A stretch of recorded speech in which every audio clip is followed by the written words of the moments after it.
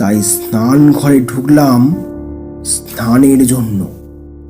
বেশ ঠান্ডা জল আরাম করে ঢেলে চলেছি, আর পায়ের কাছে রয়েছে সেই ছবিটা।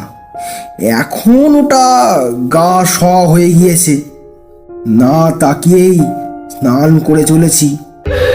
হঠাৎ গা শিউরে উঠল সেই কান্নার শব্দটা। এবার খুব কাছে, যেন এখানে এই ঘরেই কেউ কাঁদছে। স্নান ঘরে আমি একা, চারিদিকে অন্ধকার ঘনিয়ে এসেছে।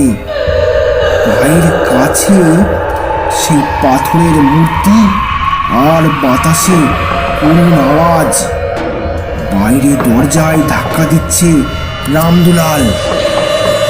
ঠাকুরমশাই, আপনি ঠিক আছেন তো? ঠিক আছি।